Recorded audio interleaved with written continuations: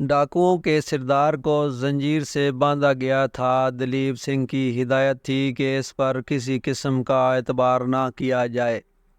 اسے دونوں وقت کھانا پہنچانے کا کام علی کے سپرد تھا، اور علی کو ہر وقت یہ فکر رہتی کہ شاید اس کا پیٹ نہیں بھرا، اور ہر کھانے پر بوڑھے سردار کو علی کے اصرار پر ایک یا دو لقمے زیادہ ہی کھانے پڑتے۔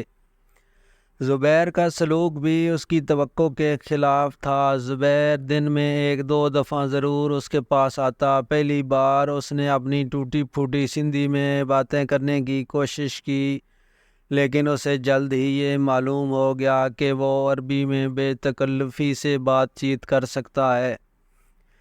ایک دن اس نے زبیر سے کہا کہ موت کے انتظار میں جینا میرے لیے بہت صبر آزما ہے۔ اگر آپ مجھ پر رحم نہیں کرنا چاہتے تو میں چاہتا ہوں کہ مجھے جو سزا ملنی ہے جلد مل جائے۔ زبیر نے جواب دیا، مجھے تمہارے بڑھاپے پر ترس آتا ہے، لیکن تمہیں اس وقت تک قید سے نہیں چھوڑا جا سکتا جب تک مجھے یہ یقین نہ ہو کہ تم آزاد ہو کر پھر یہی پیشہ اختیار نہ کر لو گے۔ اس نے جواب دیا، میرے جہاز غرق ہو چکے ہیں، اور اب میں بڑھاپے کے باقی دن کسی جنگل میں چھپ کر گزارنے کے سوا اور کر ہی کیا سکتا ہوں۔ ڈاکو ہر جگہ خطرناک بن سکتا ہے۔ تم سمندر میں جہازوں کو لوٹتے تھے، زمین پر لوگوں کے گھروں میں بھی ڈاکے ڈالے ہوں گے۔ اگر میں تمہیں بصرہ کے حاکم کے پاس لے جاؤں تو تمہارے ہاتھ کاٹ دیے جائیں گے، اور اگر تمہارا فیصلہ جیرام پر چھوڑوں تو باقی عمر تمہیں قید خانے میں گزارنا پڑے گی۔ ڈاکوؤں کے سردار نے جواب دیا، بصرہ کے متعلق میں کچھ نہیں جانتا، لیکن یہ ضرور کہوں گا کہ دبیل کی حکومت کو مجھے سزا دینے کا کوئی حق نہیں۔ وہ کیوں؟ وہ اس لیے کہ میں گزشتہ چند برس سے جو کچھ سمندر میں اپنے جہاز پر سوار ہو کر کرتا رہا ہوں، وہی کچھ سمندر کا راجا تخت پر بیٹھ کر کرتا ہے۔ فرق صرف یہ ہے کہ اس کے اہلکار کمزور اور غریب لوگوں کو لوٹتے ہیں، اور میں اور میرے ساتھی چھوٹی چھوٹی کشتیوں کی بجائے صرف بڑے بڑے جہازوں کو لوٹتے ہیں۔ ہمارا پیشہ ایک ہے، لیکن نام ہمارے مختلف ہے۔ میں ایک ڈاکو ہوں اور وہ ایک راجا۔ اس کی طرح اس کا باپ بھی راجا تھا، لیکن میرا باپ میری طرح ایک ڈاکو نہیں تھا۔ میں خود بھی ایک ڈاکو نہیں بنتا، لیکن ظلم نے مجھے ایسا بنا دیا۔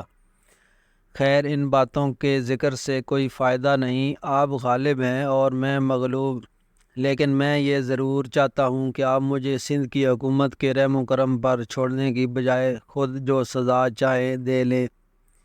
زبیر نے کہا، میں تمہاری سرگزشت سننا چاہتا ہوں۔ ڈاکوؤں کے سردار نے بتایا کہ میرا نام گنگو ہے۔ اپنے باپ کی طرح میں بھی مچھلیاں پکڑتا تھا۔ ہمارے گاؤں میں ایک لڑکی تھی، اس کا نام لاجونتی تھا۔ وہ بہت ہی خوبصورت تھی، لوگ اسے جل پری کہا کرتے تھے۔ گاؤں میں کوئی نوجوان ایسا نہیں تھا جو لاجو پر جان دینے کو تیار نہ ہو، لیکن وہ صرف مجھے چاہتی تھی کیونکہ میں ایک سادہ دل آدمی تھا۔ برسات میں ایک دفعہ دریا زوروں پر تھا تو اس کے باپ نے شرط لگائی کہ جو نوجوان اس دریا کو تیر کر پار کرے گا، میں لاجو کی شادی اسی سے کروں گا۔ لیکن برسات میں دریا کا بہاؤ دیکھ کر کسی کو پانی میں کودنے کی ہمت نہ ہوئی۔ میں لاجو کے لیے جان تک قربان کرنے کو تیار تھا۔ میں نے یہ شرط پوری کی اور چند دنوں کے بعد میری اور اس کی شادی ہو گئی۔ ہم دونوں خوش تھے اور زیادہ وقت کشتی پر گزارتے تھے۔ میں مچھلیاں پکڑا کرتا، وہ کھانا پکایا کرتی تھی۔ رات کے وقت ہم ہنستے ہنستے اور گاتے گاتے تاروں کی چھاؤں میں سو جاتے۔ عجیب دن تھے وہ بھی۔ یہ کہہ کر گنگو کی آنکھوں میں آنسو آ گئے، اور دیر تک ہچکیاں لینے کے بعد اس نے پھر اپنی داستان شروع کی۔ لیکن ایک دن ایسا آیا کہ مجھے لاجو سے جدا ہونا پڑا، ہمیشہ کے لیے۔ ہمارے علاقے سے کچھ فاصلے پر سردار کا شہر تھا۔ ایک دن چند سپاہیوں کے ساتھ دریا پر آیا اور مجھے پار جانے کے لیے کہا۔ کشتی پر سوار ہو کر وہ لاجو کو بری طرح گھور رہا تھا۔ اس کے پوچھنے پر میں نے اسے بتایا کہ یہ میری بیوی ہے۔ وہ بولا، یہ کسی ماہی گیر کی لڑکی معلوم نہیں ہوتی، تم اسے کہاں سے لائے؟ میں نے کوئی جواب نہ دیا۔ ایک شام لاجو حسب معمول کشتی پر کھانا پکا رہی تھی۔ وہ گھوڑے پر آیا اور مجھ سے کہنے لگا، تمہارے پاس کوئی تازہ شکار ہو تو لاؤ۔ میں نے تھوڑی دیر پہلے 2 بڑی مچھلیاں پکڑی تھیں، وہ میں نے اسے پیش کر دیں۔ اس نے مجھے مچھلیاں اٹھا کر اپنے ساتھ چلنے کا حکم دیا۔ شہر دور نہیں تھا، اس لیے میں نے لاجو سے کہا کہ میں کھانا تیار ہونے تک آ جاؤں گا۔ میں اس کے گھوڑے کے پیچھے چل رہا تھا کہ راستے میں جھاڑیوں کی آڑ سے چند آدمی نمودار ہوئے اور مجھ پر ٹوٹ پڑے۔ میں نے ان کی گرفت سے آزاد ہونے کی کوشش کی، لیکن کسی نے میرے سر پر کوئی چیز ماری اور میں گر پڑا۔ اس کے بعد مجھے ہوش آیا تو میں ایک تاریک کمرے میں پڑا ہوا تھا۔ اچانک دروازہ کھلا اور لاجونتی کے ساتھ 3 آدمی، جن میں سے ایک کھانا اور پانی اٹھائے جبکہ باقی دونوں کے ہاتھوں میں تلواریں تھیں، کمرے میں داخل ہوئے۔ لاجو کا رنگ زرد تھا اور اس کی آنکھوں کو دیکھ کر ایسا لگتا تھا کہ رو رو کر اس نے اپنے آنسو ختم کر دیے تھے۔ اس کی نگاہ پڑتے ہی بھوک اور پیاس بھول گئی۔ میرا جی چاہتا تھا کہ بھاگ کر اس سے لپٹ جاؤں، لیکن میرے ہاتھ پاؤں بندھے ہوئے تھے۔ لاجو نے سپاہیوں کی طرف دیکھا تو وہ تلواروں سے میری رسیاں کاٹ کر باہر نکل گئے۔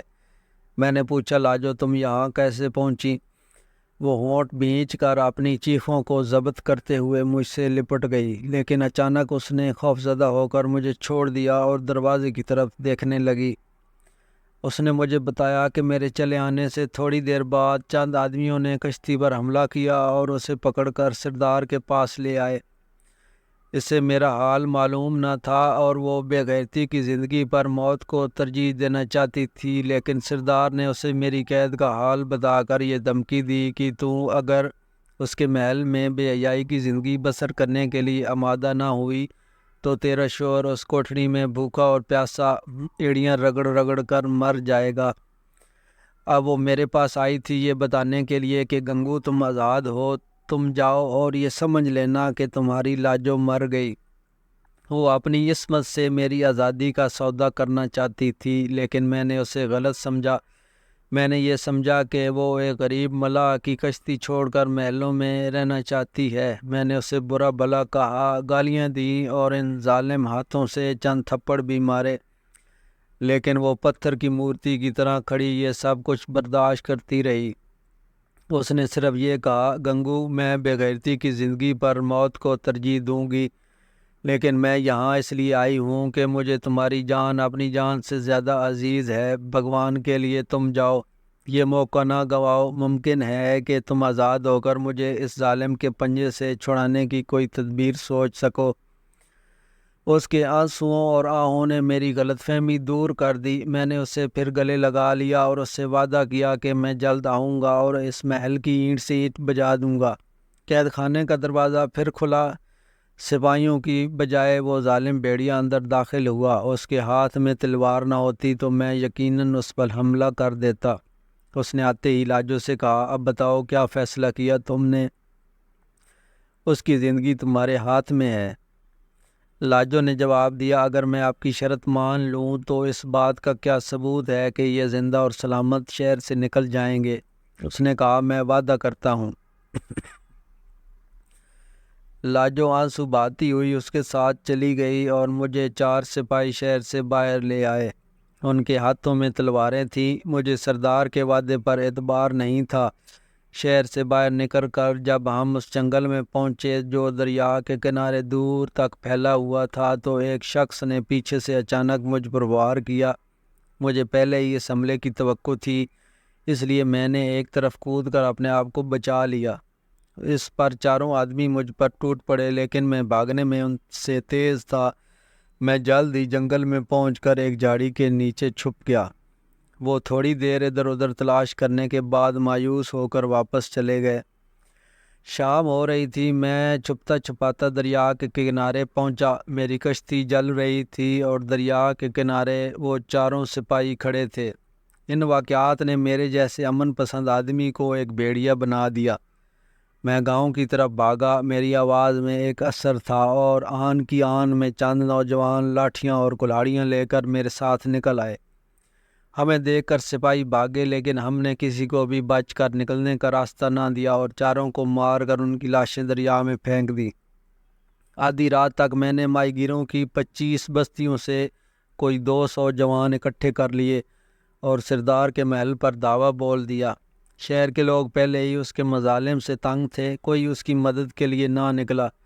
उसके चंद सिपाहियों ने मुकाबला किया, लेकिन अक्सर ने भागकर लोगों के घरों में पनाह ली। हमने सरदार को पकड़ लिया और उससे लाजों के मुतल्लिक पूछा।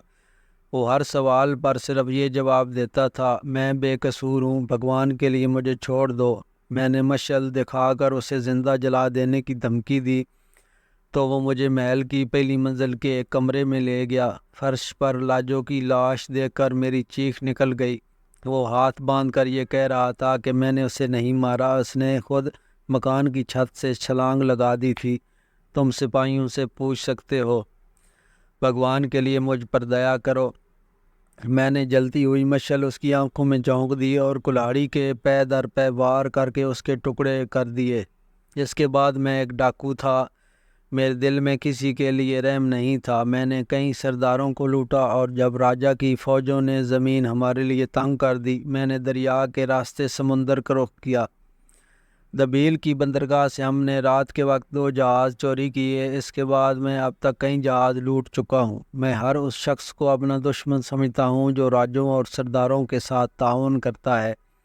मुझे हर दौलतमंद इंसान में सरदार की रूह नज़र आती है। मुझे हर ऊंचे ऐवान में लाजवंती जैसी मजलूम लड़कियों की पुकार सुनाई देती है। ज़ुबैर ने कहा, मुझे इस लड़की की दर्दनाक मौत का सख्त अफसोस है और सरदार से जंग करने में भी शायद तुम हक बजाने समझे जा सको, लेकिन तुम एक इंसान के जुल्म का बदला दूसरे इंसान से कैसे ले सकते हो? तुमने हमारे जहाज़ पर हमला किया, हालांकि इस पर कोई सरदार सवार नहीं था। इस पर चंद यतीम बच्चे और औरतें थीं। गंगू ने जवाब दिया, मुझे अफसोस है, लेकिन दूसरे जहाज़ पर सरनदीप के राजा का झंडा लहरा रहा था और आप उसके माउन थे। ताहम अगर मुझे मालूम होता कि आपके जहाज़ पर औरतें और बच्चे सवार हैं तो मैं हमला नहीं करता। चंद माह हुए मैंने इसी समंदर में आपके मुल्क का एक जहाज़ देखा था, लेकिन मैंने उसे सिर्फ इसलिए छोड़ दिया कि उस पर मर्दों के अलावा चंद औरतें भी थीं। खालिद ये सुनकर चिल्ला उठा, क्या इस पर सरनदीप के चंद मलाह थे? वो तो अब्बा का जहाज़ था और अभी तक उसका कोई पता नहीं। तुम झूठ कहते हो। गंगू ने जवाब दिया, फिर मुझे उसका जिक्र करने की क्या ज़रूरत थी? इस जहाज़ पर हाथी भी थे। हाँ, वो जहाज़ दबील तक सही सलामत पहुंच गया था। ज़ुबैर ने पूछा, क्या तुम्हारे अलावा डाकुओं का कोई और ग्रुप भी है? जी हाँ। क्या ये मुमकिन है कि दबील के राजा ने वो जहाज़ लूट लिया हो? जी हाँ, मैं पहले बता चुका हूँ कि खुशी के डाकू समुंदर के डाकुओं से ज़्यादा ख़तरनाक होते हैं।